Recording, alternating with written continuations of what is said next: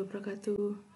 Anak-anakku sekalian, selamat datang di kelas Bahasa Indonesia bersama Bu Fai Kotur Rosida. Baiklah anak-anakku sekalian, pada kesempatan kali ini, mari kita menelaah pidato persuasif. Adapun tujuan pembelajaran kita kali ini adalah, setelah mengikuti sesi ini, kalian diharapkan mampu menelaah struktur dan kebahasaan teks pidato persuasif. Sebelum pembelajaran kita mulai, silakan mari kita berdoa dahulu ya.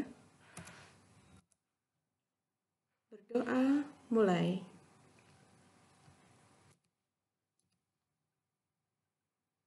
Berdoa selesai. Nah, anak-anakku sekalian, apa yang sudah kalian pelajari pada pembelajaran sebelumnya? Baik, ya, kalian sudah memahami ciri-ciri teks pidato persuasif, kemudian manfaat mempelajarinya, serta contoh-contohnya. Selanjutnya, bagaimana struktur teks pidato persuasif? Baik, ada pembuka, ada isi, dan ada penutup. Mungkin dalam hati kalian bertanya-tanya, loh, struktur teks seperti itu kan untuk semua teks, Bu. Apa yang membedakannya? Baiklah anak-anak, silakan kalian cermati contoh teks pidato yang dulu pernah Ibu tayangkan. Nah, silakan kalian lihat ada apa di bagian pembuka. Tuliskan apa saja yang ada di bagian pembuka. Kemudian tuliskan lagi apa saja yang ada di bagian isi. Lalu, bagaimana penutupnya? Nah, untuk lebih memahaminya, marilah kalian membaca pidato yang disampaikan oleh Greta Thunberg pada KTT Iklim PBB tahun 2019 mengenai pemanasan global. Ya, silakan kalian membacanya. Di situ, di bagian pembuka, dia menyampaikan apa? Ya, jika Anda bertanya pada saya, apa pesan saya? Maka pesan saya adalah bahwa kami akan mengawasi Anda. Ini semua salah. Saya seharusnya tidak di sini. Saya seharusnya berada di kelas sekolah di seberang lautan sana. Namun Anda semuanya datang pada kami, kaum muda, untuk menaruh harapan. Begitu beraninya Anda. Anda telah mencuri impian dan masa kecil saya dengan omong kosong Anda. Namun, saya salah satu orang yang masih beruntung. Sementara di luar sana, banyak orang-orang menderita, orang-orang sekarat, seluruh ekosistem runtuh. Kita berada di awal kepunahan massal. Sementara yang bisa Anda bicarakan hanyalah uang dan dongeng tentang pertumbuhan ekonomi abadi. Beraninya Anda. Kemudian, di bagian isi, Greta menyatakan dengan pernyataan posisi. Selama lebih dari 30 tahun, sains sudah membuktikan dengan sangat jelas. Berani-beraninya Anda terus memalingkan muka dan datang ke sini mengatakan bahwa Anda sudah melakukan hal yang cukup ketika jalan politik dan solusi yang dibutuhkan masih tidak terlihat. Anda mengatakan bahwa Anda mendengar kami dan bahwa Anda memahami urgensi iklim, tetapi tidak peduli betapa sedih dan marahnya saya. Saya tidak mempercayai semua itu, karena jika Anda benar-benar memahami situasi dan masih terus gagal bertindak, maka Anda semua adalah orang jahat. Dan saya tetap menolak untuk percaya. Selanjutnya, dia menyampaikan argumen pada pidatonya. Bunyinya seperti ini.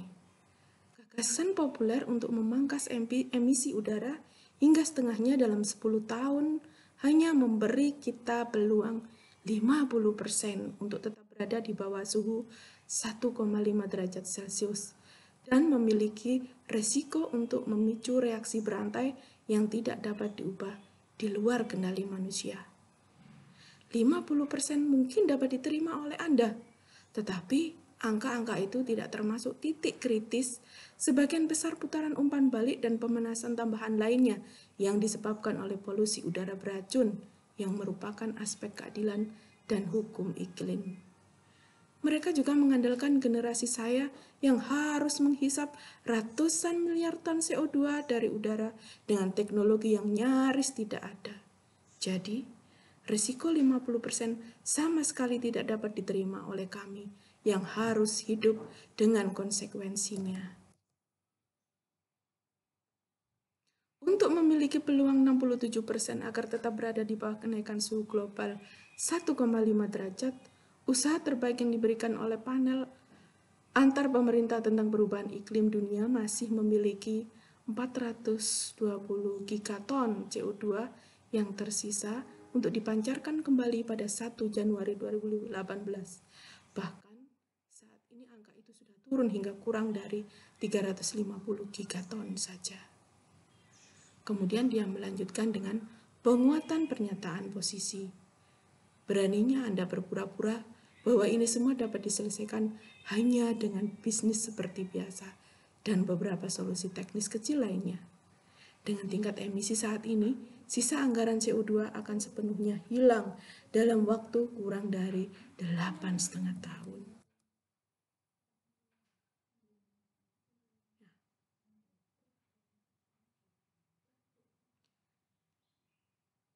Tidak akan ada solusi atau rencana yang disajikan sesuai dengan angka-angka ini.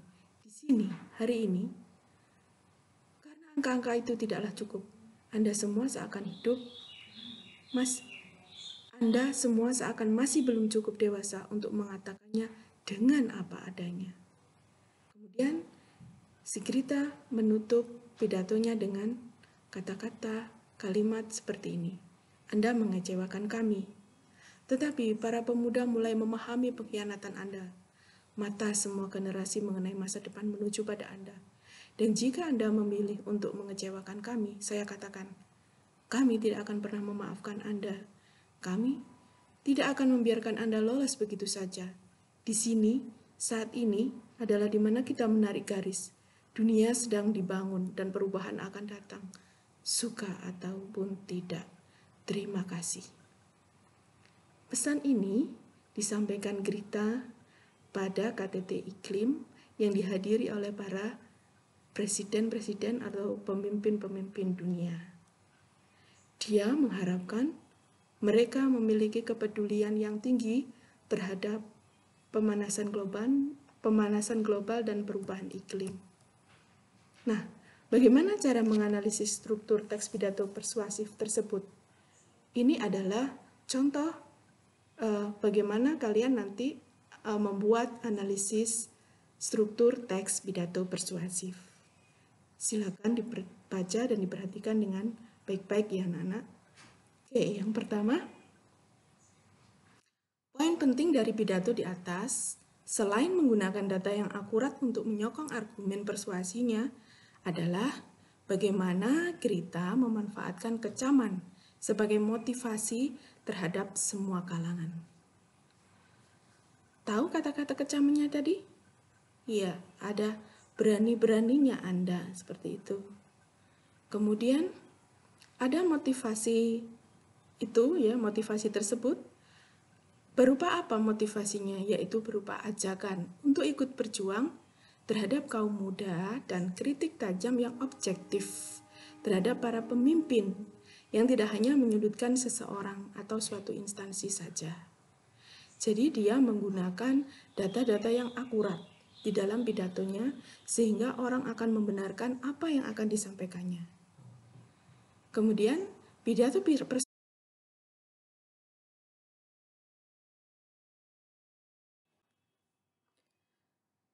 persuasif Grita pada intinya adalah motivasi ajakan yang menggugah emosi, namun disampaikan melalui cara yang berbeda bagi bagi kedua audiensi, yakni berupa ajakan untuk berjuang bersama bagi generasi muda, serta kritikan yang tajam bagi generasi yang sudah mapan yang telah menjadi pemimpin negara.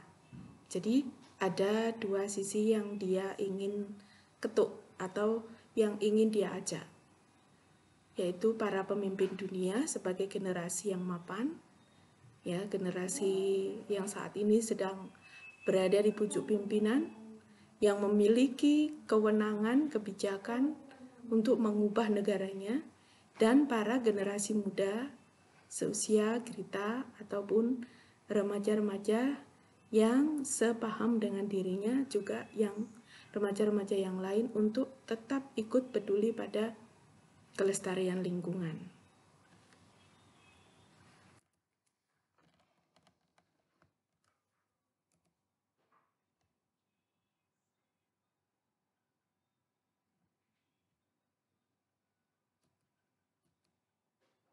Nah, anak-anak, itu tadi adalah contoh menganalisis teks pidato persuasif.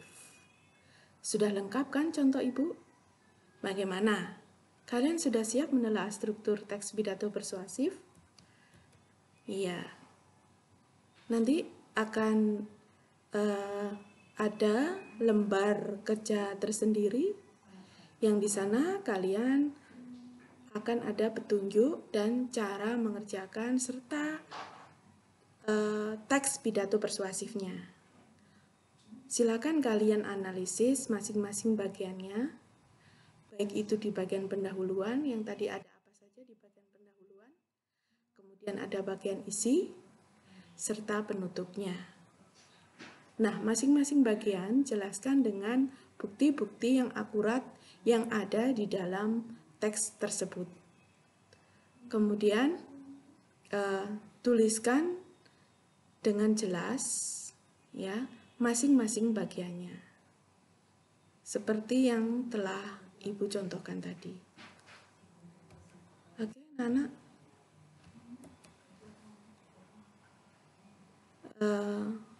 Kalau ada pertanyaan, silakan kalian bertanya melalui grup WhatsApp atau di Google Classroom ataupun di chat pribadi Bu Faik, ya.